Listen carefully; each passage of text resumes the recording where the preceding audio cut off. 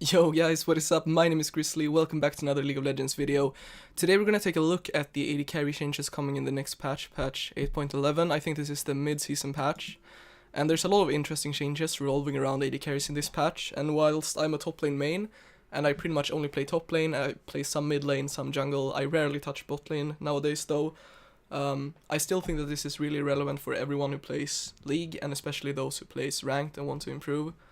Because this will basically change the way the game is played in a lot of ways.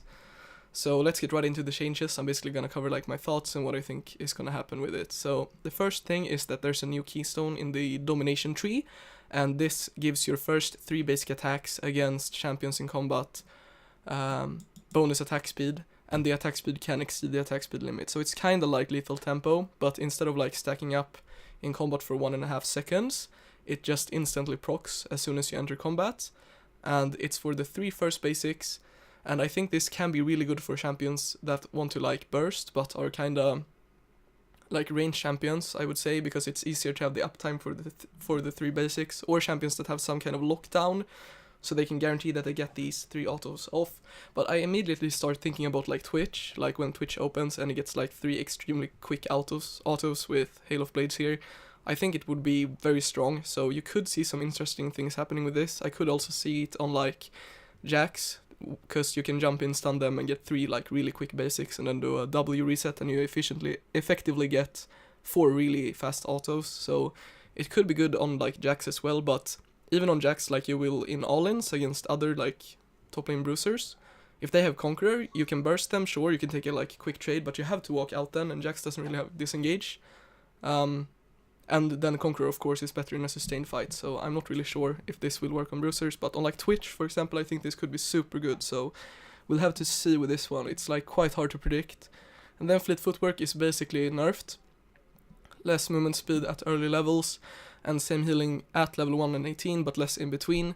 And obviously level 1 doesn't really matter, so like this basically just means that the healing is nerfed at like all levels basically, because you rarely reach level 18 anyways, so it's basically like, it depends on the numbers with this change. It's really hard to tell like what exactly it will do, but maybe they are trying to push AD carries into maybe taking press the attack, or maybe going into the new one, Hail of Blades. So I'm not really sure about this one, we'll have to see with this one as well. Now we get into the item changes, so this is very interesting. So Infinity Edge now builds out of 2 BF swords, and it only gives attack damage, but it also gives 2 passives. The first one is basically Jasso passive, which doubles your critical strike chance. So that's obviously really good, but it has like 0 value if you don't have extra crit, so this item will be super garbage as first item now. And then a portion of your critical strike damage is converted into true damage, and as it says here, it no longer grants critical strike in itself, and it no longer increases the damage of critical strikes. So basically you will deal more damage to tanks because you will deal true damage, but you will deal less damage to squishes because those generally don't have resistances, or not that much resistances anyways.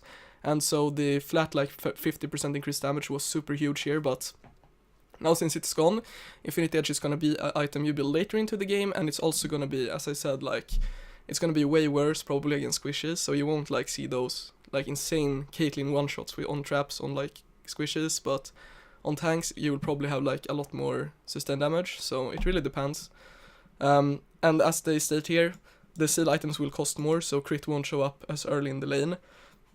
So you won't be able to like build a seal and then go into Infinity Edge. It will actually like cost you a lot more, so that's also a really good change, because like the problem now is that AD carries are just so strong on 2 items, especially if they're like crit AD carries, so and obviously if there's like a meta change bot where like stuff like Lucian is played more, then it will be a lot harder for the crit AD carries to scale into the late game. Okay, so Stormracer, a new item, basically BF Sword, Pickaxe, Dagger, attack damage, attack speed, and if you haven't attacked recently, your next basic attack will critical strike.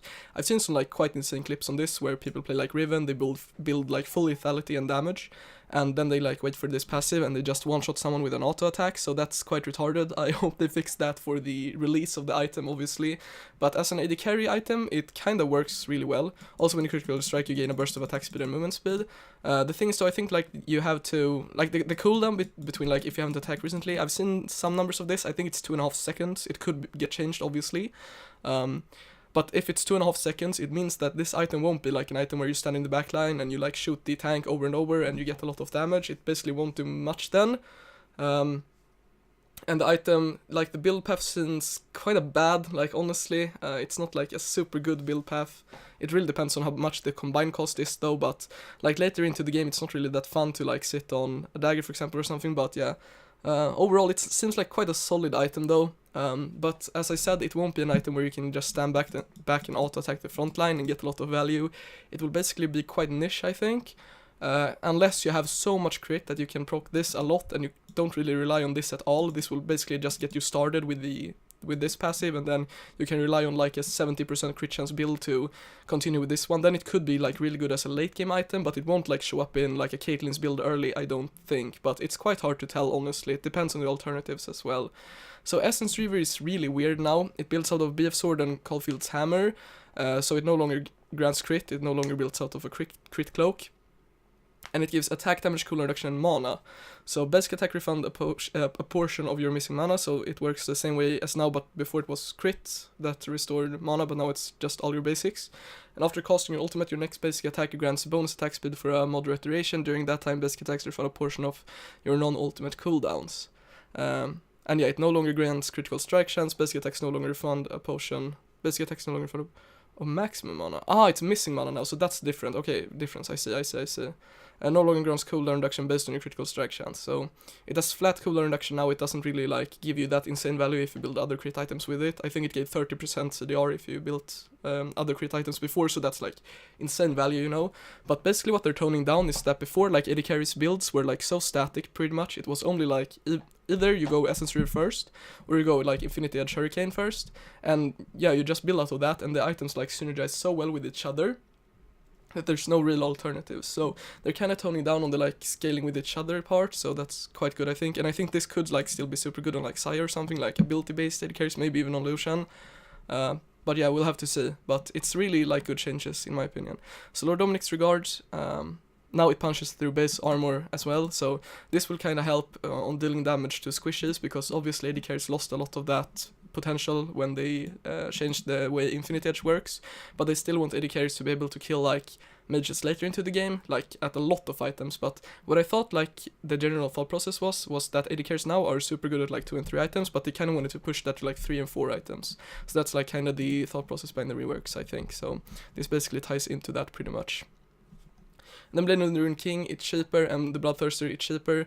So maybe we'll go back to the like lifesteal item rush. We'll see like Blade of the Ruined King into like Phantom Dancer or something like that. I think that could be quite solid.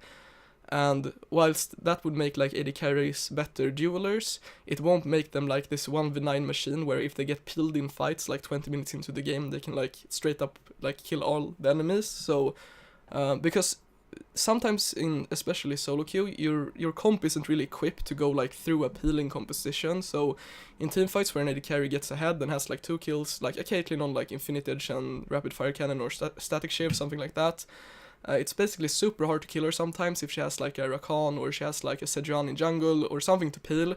And maybe you're playing like Camille, maybe you're playing, I don't know, LeBlanc or something, and if you get like hit by 1 CC, you'll just get trapped and you'll get like 1 shot by Caitlyn. But now, it's not gonna be as important to go for the AD carry because they're gonna do less damage and they're also gonna be more durable if they rush lifesteal items.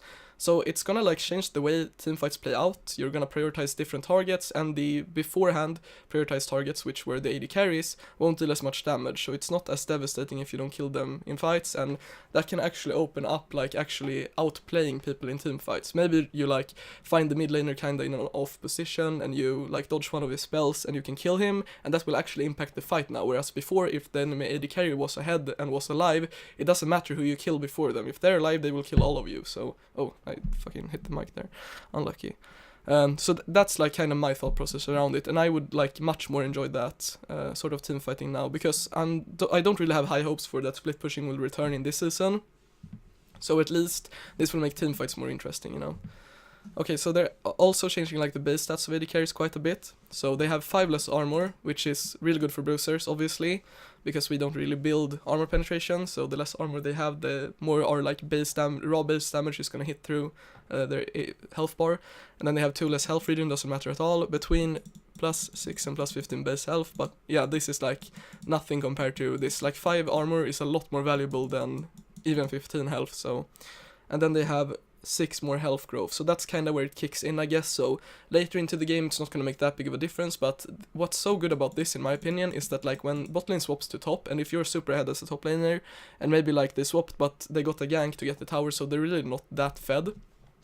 Maybe it's like a Caitlyn with like 0, and 1, and she's level 5, and maybe you're really ahead and you're level 7, and she has a support with her, and she can't really rush that like crit build, you know, or I don't know, it depends on the build paths, honestly, but like I can like see this 5 armor difference like early into the game, even when they haven't built that much items. I can see this like maybe make a difference where you can maybe like 2v2 them with your jungler or something. So I think it's like a minor change, but it could benefit like the overall health of the game, because right now, I'm not sure this will fix it, but right now, if the enemy bot lane is swap up and they're both level 5 and you're level 7, like your ability to kill them 1v2 is so low that it's not even worth going for, even when you have the 2 level lead, you know, so it's quite sad. And here they have 4 less base AD, but they get more AD growth, so this also ties into what I said here, around level 5. It's basically gonna be the same though, but like in the early stages, I guess bot lane will not be as punishing, people will not die as easily, I guess, and that will make less swaps occur in the first place, so it still kind of ties into my theory, although at level 5 this will be pretty much nullified, but yeah, you understand my point at least. If you miss, what is this? If you miss last hitting a minion by 4 or less, we'll give it to you anyway, the training wheel. What? That's such a weird change. I would much rather they just implement it instantly, but I mean, what this says to me is like basically that AD carry players are retarded and can't see us properly, so I guess that's right words, not mine, but you know. But yeah, these are quite good changes in my opinion. I think this will reduce the power of crit AD carries by a lot, and I think that should be the goal for Riot. The next step is to nerf Rakan.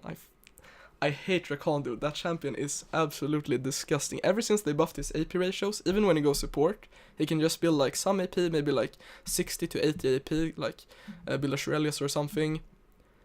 And man, he can do like 60% of your HP. It's absolutely disgusting. But anyways, that was all for this video, guys. I hope you enjoyed it, and I'll see you in the next one. Peace.